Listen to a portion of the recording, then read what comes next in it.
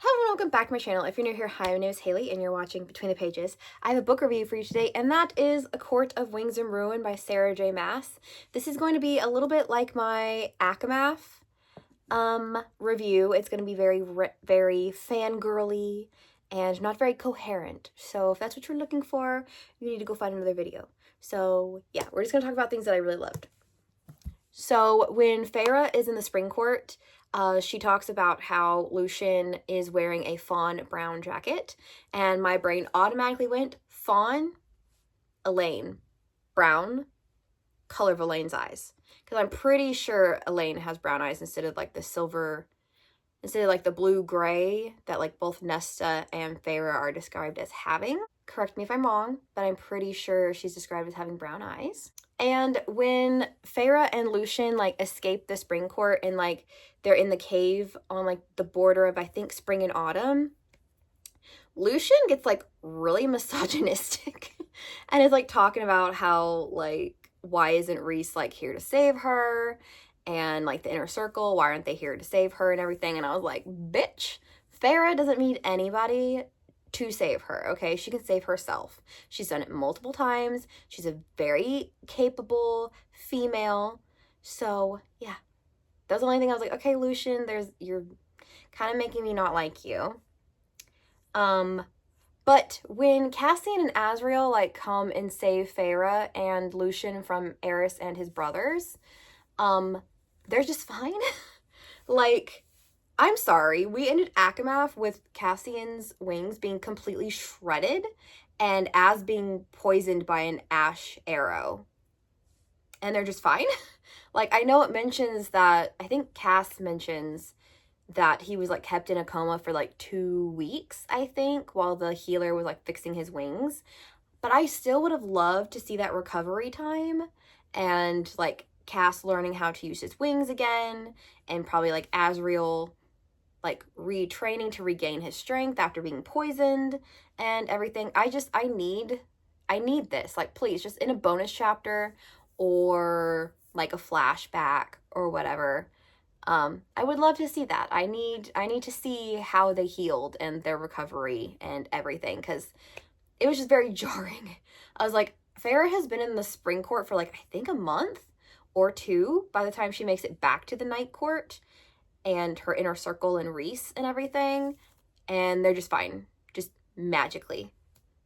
I want Lucien to be happy because, oh my god, my man is going through it. I am a Lucien girly, so I do like Lucien and Elaine together. I also kind of like the dynamic he has with Vassa, one of the human queens that we get to see a little bit more of in Silver Flames, which I'm currently reading. But yeah, I want Lucien to be happy because my man has been through some shit and he deserves to be happy. Please, Sarah J. Maas, I'm begging you, please give this man his happy ending because I need it personally. I love Eris, which is Lucien's older brother, like oldest brother, so he's like the heir to the Autumn Court and everything. I love him. I personally don't think that he's a bad guy. I think he's more putting on a mask like Rhys does for the other courts. I mean, he drops it at the High Lords meeting, but still, besides that, I love Eris. Like, I loved all the little bits we got in ACOWAR. I'm loving him in Silver Flames.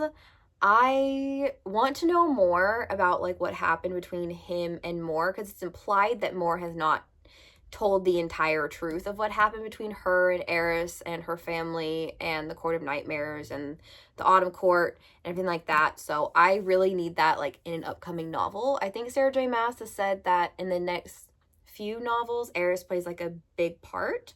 So I'm curious to see the full backstory, because we have not gotten a full history between what happened between Eris and Mor when they were younger. So I really love Eris. There's a lot of more Eris in Silver Flames, and I'm just loving every minute he's on page. I love that Rhys at one point is helping Feyre with her hair. I think it's before they go into the Court of Nightmares. I'm pretty sure. And he's like handing her bobby pins while she's like braiding her, like pinning her hair in like a coronet so he can like slip a tiara into her hair that she's picked like from the jewels of the night court. And I love that. It's so domestic and so sweet, and I really loved that moment. By the end of ACOWAR, I was so fucking tired of Tamlin. I was like, go away, just please. Because some of the things he says to Feyre in the High Lords meeting are like borderline vile. And like, oh my God, like, dude, I understand that she left you for another man who was like actually her mate, but you didn't need to say that. It was so rude. And then you find out that Tamlin has turned around and went and told Hybern everything that was discussed at the High Lords meeting. So again, not a point in his favor. The only time that I was like, okay, Tamlin's not as bad, is when he creates a distraction for Azriel, Feyre, Elaine, and Briar, the slave girl that they took from Hybern's camp, to like get away. So I was like, okay, I guess you're fine. You did like one redeemable thing. Well, that, and he drags Baron out like by his throat, like say, okay, we're gonna go help the other courts like win the war against Hybern. So really he only did like 2 redeemable things, but I'm sorry. I don't like Tamlin right now. I don't like him in Frost and Starlight. I don't like what we've seen in Silver Flames right now. I don't care about Tamlin anymore. I need this man to go away. Please go away. There is one thing, that there's a very big leap in logic that I don't think anybody saw coming. And I remember that when this first came out, like when ACOWAR came out the first time, when it was still being marketed as young adult, people were very pissed about this little thing. And that is that Helion is the actual biological father of Lucien instead of Baron. So technically Lucien is the heir to the Day Court. Yes, Day Court. I get Day and Dawn mixed up in my head, but it's Day. So he's actually Helion's son. And it is described that Lucien has skin that's like a shade or 2 darker than his brother's.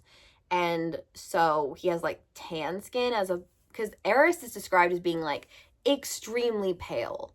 So there's a very big difference between the 2 skin tones, which would make sense because Helion is portrayed as being black, and Lady of Autumn is very obviously white, I think. I don't think she's ever described as having dark skin, but yeah, so it makes sense that Lucien's a little bit darker than his brothers. But they're literally like hanging out with Helion in like Rhys's room, and Feyre is like looking at Helion and is like, oh my God, he's Lucien's dad. And I was like, what? What? I mean, I knew this going in. I knew going in to ACOWAR that Lucien's father was not actually Baron. But still, I was like, girl, how did you figure that out? Just by looking at Helion? Really? Just by looking at him and being like, oh, he has the same features as Lucien. Like, same shape of eyes and same nose and same smile. And I was like, girl, have you been looking at your friend like that closely that you notice that him and his biological father like share these certain physical traits? And like Rhys, who has known both Helion and Lucien for like 500 years or more, never came to that conclusion? Really?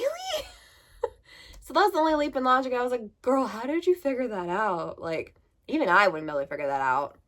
But yeah, I am curious to see where that storyline goes. I'm very excited to see everything to do with Lucien and the Day Court and Helion and him finding out he's not actually Baron's heir and he's actually Helion's heir. And I just want to see that relationship grow. So I'm really, can you tell that I really like Lucien? I really like Lucien, and I like Eris. I like the Van Sarah brothers so much. They're up there with like Cass and Az and Rhys. I love them so much. Now this next little point, only really applies to if you are listening to the dramatized audio by Graphic Audio, which is how I've listened to Akawar and Silver Flames. I have not listened to Frost and Starlight. I listened to like a regular audiobook for that one. And I have listened to the preview of Akamath, so not completely. But so when Reese dies, and I put air quotes around that because Sarah J. Maas does not like to kill her characters and leave them dead. But when Reese died, the narrator for Farah is like screaming, like blood-curdling, heart-breaking screams. And I was like nearly crying. Because I'm sure if I had read this like physically, I probably wouldn't be. But hearing the pain and the agony in her voice when she's like yelling at Reese to wake up and realizing that the mating bond is broken because Reese is dead and the threads are just like floating like with nothing on the end, so because she can't feel Reese because he's dead. And I was just like, oh my god, I was about to lose it. Because I was like, oh my god, the voice actress, give her all the awards. Because wow, I was going through it while Farah was going through it, purely based on her voice acting. So I highly recommend, if you're going to listen to the ACOTAR books, please listen to them with the dramatized audio. I have not listened to Crescent City yet, so I will give you an evaluation when I read that, because I'm also going to do that with graphic audio. But yeah, that was my very rambly and actually kind of long review for A Court of Wings and Ruin by Sarah J. Maas, and I will see you guys later. Bye!